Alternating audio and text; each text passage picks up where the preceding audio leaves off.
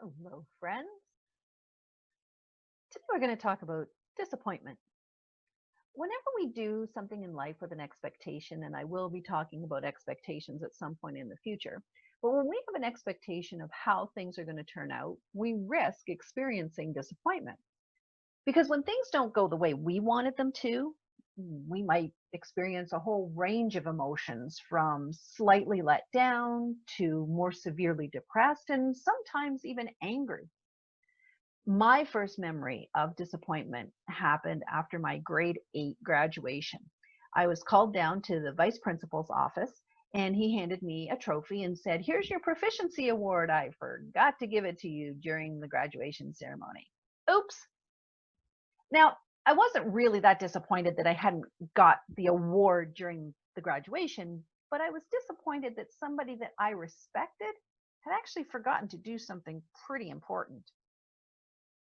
So, whether we feel disappointed by someone we respect, or a friend, or even ourselves, and in some points, life in general, disappointment is always a tough thing to experience. But it is a natural part of life.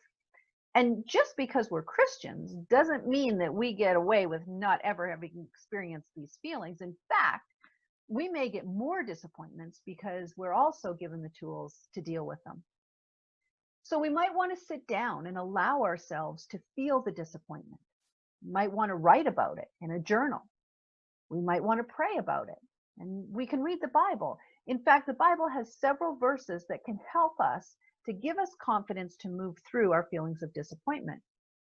Psalm 34 says, "The Lord is near to the brokenhearted and saves the crushed in spirit." In Psalm 55, we find, "Give your burdens to the Lord, and he will take care of you. He will not permit the godly to slip and fall." And then in Isaiah 40, we read, "Have you never heard? Have you never understood?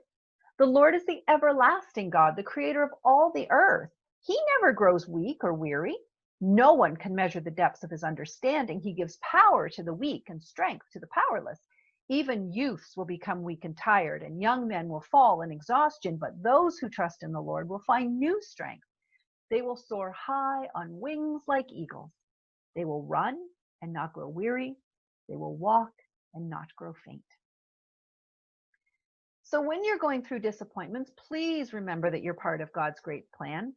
And no matter what burden comes or what disappointment you experience, you know and you can be assured that He's going to help you stand underneath it, carry it up the hill, and triumph over it in the end. You may not feel equipped to handle it on your own, but you don't have to, because God's going to give you everything that you need to get through it. And the more we're able to accept how we are feeling and process it with God, the sooner we'll be able to move through that disappointment into new emotional territory.